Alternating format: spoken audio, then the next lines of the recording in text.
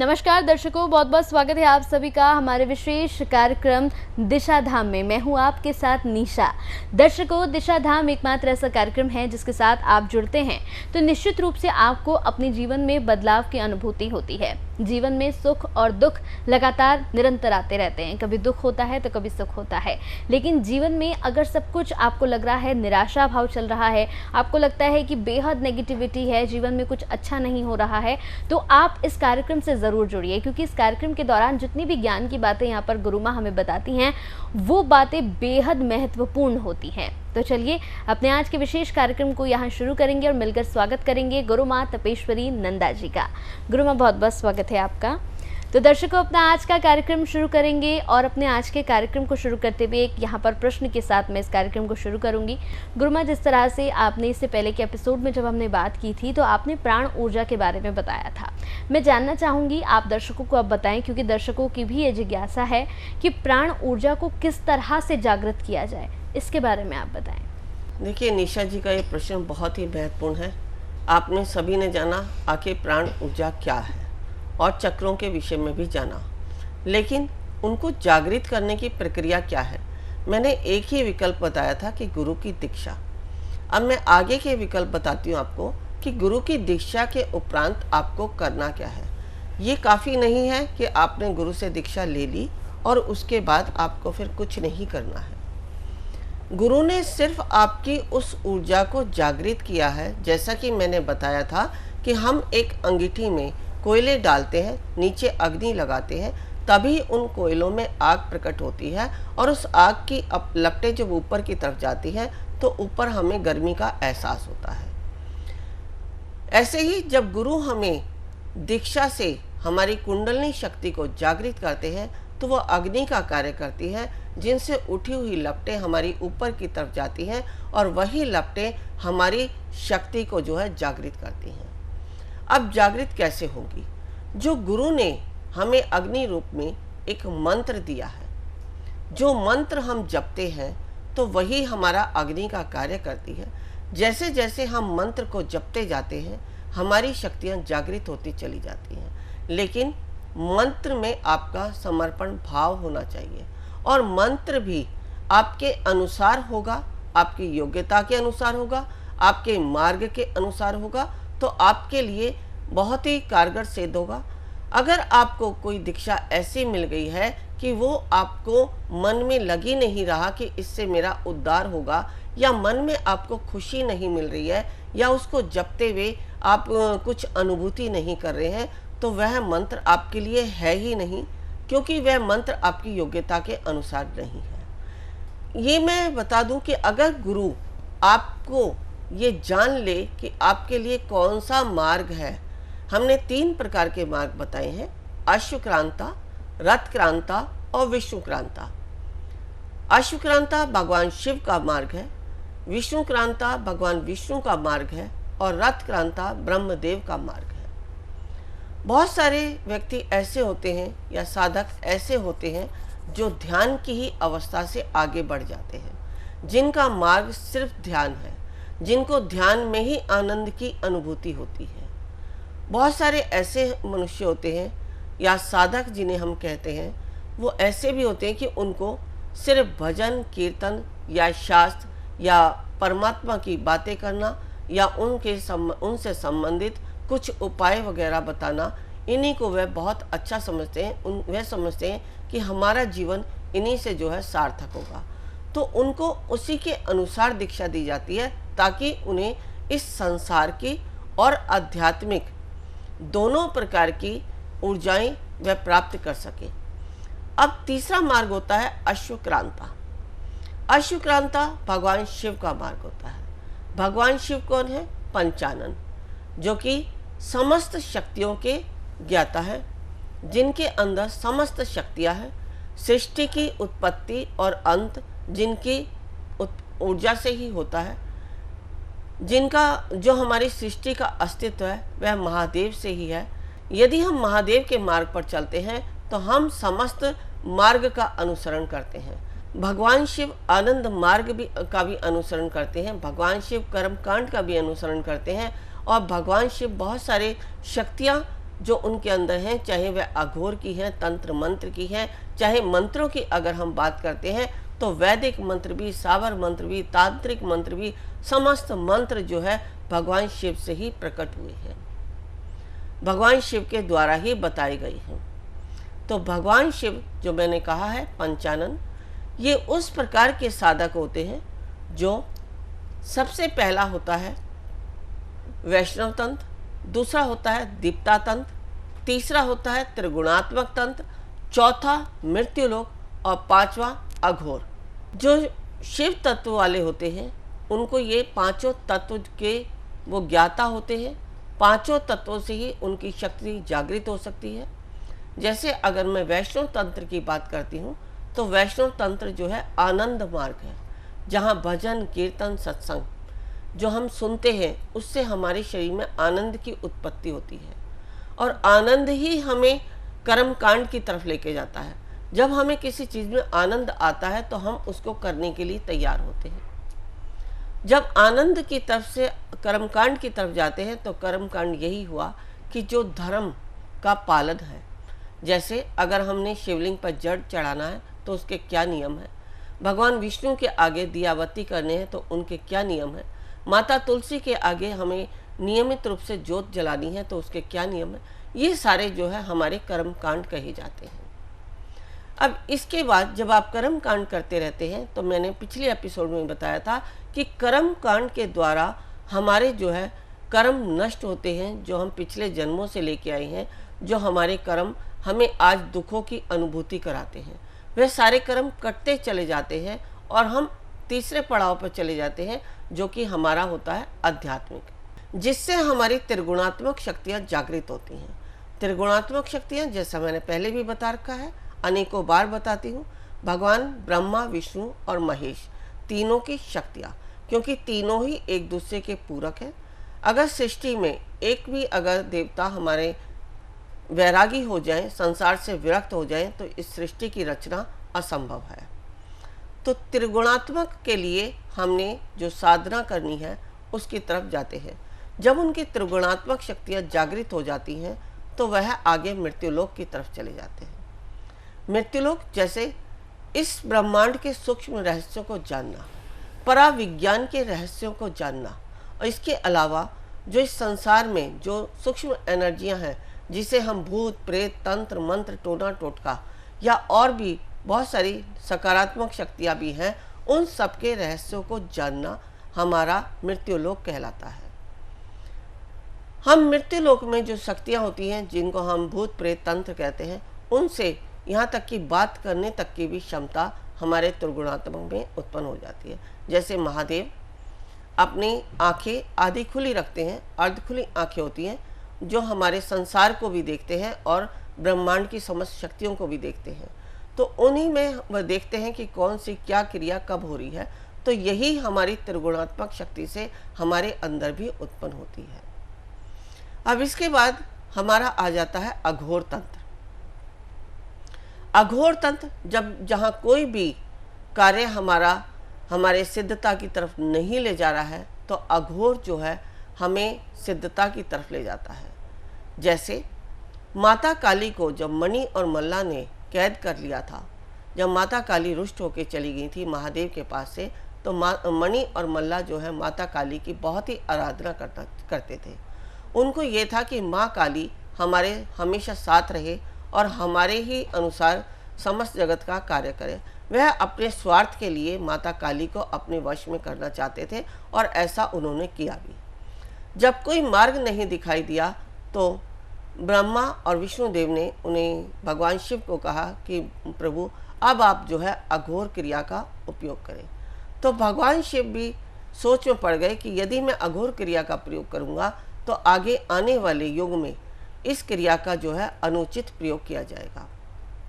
लेकिन फिर भी जब कोई रास्ता नहीं दिखाई दिया तो उन्होंने अघोर तंत्र से ही माता काली को वहां से बाहर निकाला।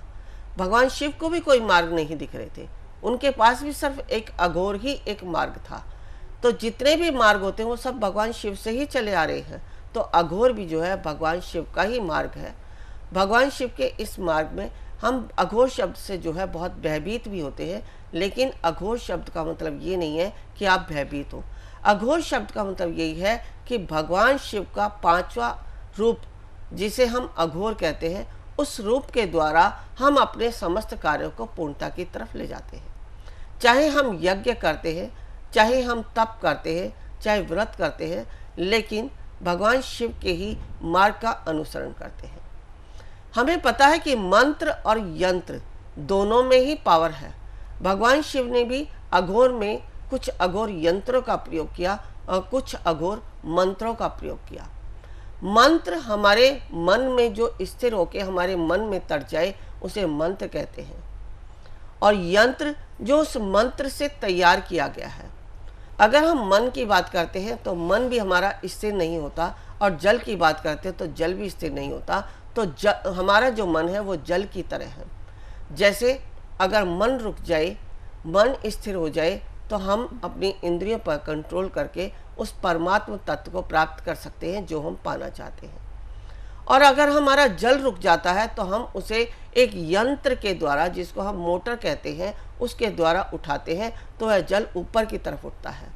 तो ऐसे ही हमें अपने मन को स्थिर करने के लिए भगवान शिव के 5 मार्ग का जब हम अनुसरण करते हैं तो हमारा मन जो हमारे परमात्म तत्व की तरफ उठे, जो यंत्र है, जो मंत्र है, ये हमारे इस परमात्म तत्व को उठाने में कारगर सिद्ध होते हैं। तो इस प्रकार हम जब तीनों मार्गों का अनुसरण करते हैं तो हमारी प्राण ऊर्जा विकसित होती है, और यही जो गुरु की दीक्षा है यह हमारे योग्यता के अनुसार होनी चाहिए। हमारी योग्यता के अनुसार हमें गुरु की दीक्षा मिल गई तो वही अग्नि का काम करेगी जो एक अंगीठी में कोयलों को जलाने के लिए किया। अब उसके बाद जब हमने मंत्रों को जपना शुरू किया, यंत्रों को धारण करना शुरू किया, यज्ञ को किया, तो उसी से हमारी समस्त दैवी शक्तियाँ जागृत हो सकती हैं, जिनको हम दिव्य दृष्टि भी कह सकते हैं, सुनने की शक्ति भी कह सकते हैं, या हमारी जो दृष्टि होती है उससे भी हम जो है दूसरे का कल्याण कर सकते हैं। स्पर्श से भी हम किसी को स्पर्श करते हैं तो उसके भी जो है रोग दोष सब दूर हो जाते हैं और वह व्यक्ति स्वस्थ हो जाता है। तो इस प्रकार की समस्त शक्तियों को जागृत करने का मार्ग पहला हमने बताया, गुरु की दीक्षा। अब इसके बाद हमारे योग, प्राणायाम, मंत्र तो हमने गुरु की दीक्षा से बताया। योग प्राणायाम के द्वारा या मुद्रा जो है हमारे शरीर में बहुत ही जल्दी प्राण ऊर्जा का विकास करती है। मैं अपने बहुत बार बताती हूँ अपने दिशा धाम के विषय में कि हमारे दिशा धाम में जो है मुद्राएं कराई जाती हैं। तो जो मुद्राएं होती हैं उनका प्रभाव हमारे शरीर की ऊर्जा पर, प्राण ऊर्जा पर बहुत पड़ता है। अगर आप इन मुद्राओं को अपने जीवन में धारण करें, जैसे आप प्राणायाम करते हैं तो प्राणायाम से भी आपके जो है प्राण ऊर्जा का विकास होता है, लेकिन वो कितने टाइम होता है ये आप नहीं जानते। आपको लगता है कि जब आप प्राणायाम करते हैं तब तक आप स्वस्थ रहते हैं, जब आप छोड़ देते हैं तो फिर से उसी अवस्था में आ जाते हैं। लेकिन यदि आप मुद्राओं का अनुसरण करते हैं, मुद्राओं पर को अपने जीवन में धारण करते हैं, तो उससे अनेक प्रकार की शक्तियाँ जागृत होती है। जैसे अगर मैं भगवान बुद्ध की बात करती हूँ तो भगवान बुद्ध ने भी एक वृक्ष के नीचे मुद्राओं में बैठकर 21 दिन तक जो समाधि की अवस्था में रहे, उन्हीं से उनको जागृति की प्राप्ति हुई। भगवान शिव के अगर तांडव की बात करते हैं तो उसमें भी बहुत सारी मुद्राएं बनती हैं, जिनसे जो है सृष्टि में आपने देखा है उथल पुथल भी होती है और अच्छे कार्य भी होते हैं। तो जो हमारे शरीर में जो विकार हैं वो बाहर निकलते हैं और जो अच्छी शक्तियां हैं वो हमारे शरीर में स्थापित होती चली जाती हैं। मुद्रा विज्ञान हमारे शरीर में बहुत ही प्राण ऊर्जा का विकास करता है। मैं जब भी किसी व्यक्ति को आध्यात्मिक यात्रा पर लेके जाती हूँ तो सबसे पहले तो उसकी योग्यता के अनुसार दीक्षा देती हूँ, फिर उनको जो अपने श्वासोश्वास की प्रक्रिया है वो बताई जाती हैं, जिनको हम प्राणायाम कहते हैं। फिर उसके बाद मुद्रा विज्ञान होता है। मुद्राओं के बाद फिर ध्यान की अवस्थाएं होती हैं। ध्यान की भी अनेक अवस्थाएं होती हैं। ध्यान भी 21 प्रकार का होता है। इस 21 प्रकार के ध्यान से भी आपकी प्राण ऊर्जा का विकास होता है। अब प्राण ऊर्जा का विकास करना ही अपने आप को श्रेष्ठ बनाना है। अपने आप को इस संसार में यदि आप मनुष्य रूप में आए हैं तो एक राजा के रूप में रहना और राजा कौन है? जो सबसे ज़्यादा संपन्न है, जिसके पास दैवी शक्तियाँ हैं, परमात्मा की कृपा है। तो परमात्मा की कृपा आपके आध्यात्मिकता से होती है और आपकी जो संपन्नता है वह भी कहीं ना कहीं आपकी आध्यात्मिक शक्तियों से ही प्राप्त होती है। आप समझते हैं कि हम खानदानी, हमें पैसा मिल रहा है तो हम रईस हैं, हम पैसे वाले हैं, लेकिन ऐसा नहीं है। वहाँ भी कहीं ना कहीं आपका कोई परमात्मा तत्व है जो आपको ऐसे घर में आपको जन्म दिया जहाँ आप संपन्न हैं, या आपने कुछ ऐसे कार्य किए जिससे आप संपन्न होते चले गए। तो वह कहाँ से हुए? सब परमात्मा कृपा से। भगवान नारायण और लक्ष्मी का हम नाम किस लिए लेते हैं? कि वहाँ हमें भरण पोषण करने के लिए संपन्नता की प्राप्ति हो। तो ये हम जब भी कुछ करना चाहते तो सबसे पहले परमात्मा से ही मांगते हैं। धन मांग रहे हैं तो परमात्मा से, शारीरिक स्वास्थ्य मांगते हैं तो परमात्मा से, संतान की अच्छे मार्ग पर चलने के लिए बोलते हैं तो परमात्मा से। तो सारी शक्तियाँ उस परमात्मा से है, और वो परमात्मा क्या है? हमारी प्राण ऊर्जा, जो हमें हमारे, जो अभी मैंने बताया, गुरु की दीक्षा, मुद्रा विज्ञान, प्राणायाम, या बहुत सारे ऐसे नियम हैं जो हमें आध्यात्मिकता पे चल के जिनका पालन करना है, उसी से हमारी प्राण ऊर्जा का विकास होता है। इसी को प्राण ऊर्जा का विकास ही हमारी कुंडलिनी शक्ति को जागृत करना कहलाता है। कुंडलिनी शक्ति के बाद जो प्राण ऊर्जा से हमारी दैवी शक्तियाँ प्राप्त होती हैं, उन्हें सिद्धियाँ कहा जाता है।